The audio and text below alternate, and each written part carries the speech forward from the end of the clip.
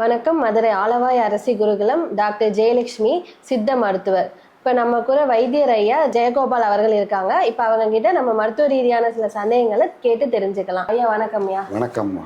இப்போ பொதுவாக பெண்களுக்கு யாரை பார்த்தாலும் ஒயிட் டிஸ்சார்ஜில் கம்ப்ளைண்ட் இருக்கு. இப்போ அதுக்கு நம்ம கிட்ட மருந்து இருக்காங்க இருக்கம்மா.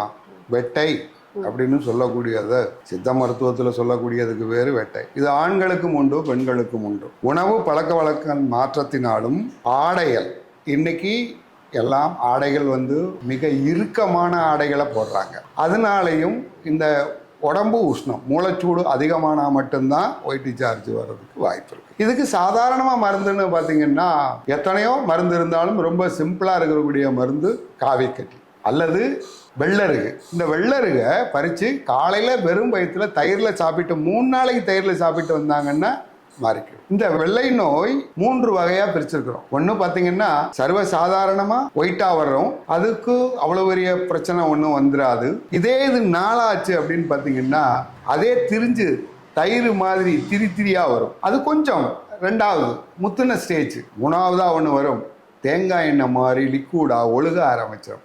அந்த தேங்காய் எண்ணெய் சைஸுக்கு வரும்போது பார்த்தீங்கன்னா நாற்றம் அதிகமாக இருக்கும். இந்த நாற்றங்களை எல்லாம் இந்த இதை வெட்டையை கொடுக்கறதுக்கு ஈஸியான மருந்து இளநீரில் சுத்தப்படுத்திய காவி சூரணம் சாப்பிட்டா குணமாகும்மா. அதுக்கு மூளைச்சூடை குறைச்சாலும் குணமாகும். எவ்வளோ நாளைக்கே எடுத்துக்கணும்? நம்ம நோயினுடைய தன்மையை பொறுத்து. தேங்காய் எண்ணெய் மாதிரி இருந்தது ரொம்ப நாளாக இருக்குது அப்படின்னா அவங்க நான் எடுத்துக்க வேண்டியது ஒரு 10 நாளையிலிருந்து ஒரு 1/4 மண்டலம் 12 நாளைக்காவது எடுக்கணும். உணவு முறைகள் எது இருக்காங்க? ஆமாம், ரொம்ப ஆகாரமான உணவு, காரமான உணவுகளையும் உஷ்ணமான உணவுகளையும் தவிர்க்கணும். ரொம்ப குளிர்ச்சியாக இருக்கக்கூடாது. மிதமான உஷ்ணத்தில் இருக்கக்கூடிய உணவுகளை சாப்பிட்டாங்கன்னா பொதுவாக மாமிச வகையார்களை தவிர்க்கணும். அதுலேயும் கோழி, இன்னைக்கு இருக்கிற அந்த கோழிக்கு பேர் என்ன, அந்த இது வேண்டாம்.